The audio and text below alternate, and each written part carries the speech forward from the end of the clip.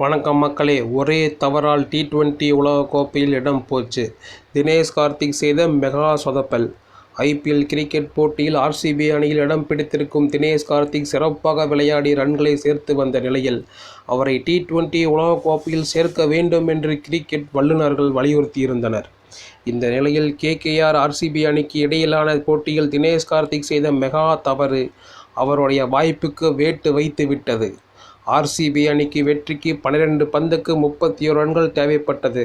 அப்போது தினேஷ் கார்த்திக் 19வது ஓவரில் ஒரு சிக்சர், ஒரு பவுண்டரி அடித்ததாலும் மற்ற 3 பந்துகளில் சிங்கிள்ஸ் ஓடாமல் கரண் சர்மாவிற்கு பேட்டிங் தராமல் நின்றார். கரண் சர்மா சரியாக அடிக்க மாட்டார் என்று எண்ணி தினேஷ் கார்த்திக் ரன்கள் ஓடாமல் 3 பந்துகளை வேஸ்ட் செய்தார்.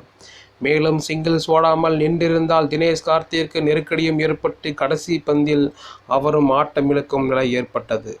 ஆனால் கடைசி ஓவரில் 21 ரன்கள் தேவைப்பட்ட போது யாருமே எதிர்பார்க்காத வகையில் கரண் சர்மா 3 சிக்சர்களை விளாசினார். இதன் மூலம் கடைசி பந்தில் 3 ரன்கள் தேவைப்பட்டது. எனினும் KKR அணி 1 ரன் வித்தியாசத்தில் வெற்றி பெற்றது. கரண் சர்மா கடைசி ஓவரில் 3 சிக்சர் அடித்த நிலையில் அவருக்கு 19வது ஓவரிலே தினேஷ் கார்த்திக் வாய்ப்பு கொடுத்திருந்தால் இந்நேரம் RCB அணி வெற்றி பெற்றிருக்கும்.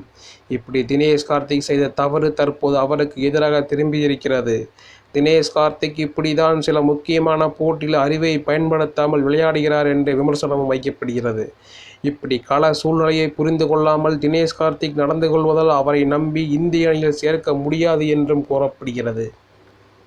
இவ்வளவு சிறப்பாக விளையாடும் தினேஷ் கார்த்திக் இன்றைய ஆட்டத்தில் செய்த ஒரே தவறால் அவருடைய வாய்ப்பு பறிபோகும் நிலை ஏற்பட்டிருக்கிறது.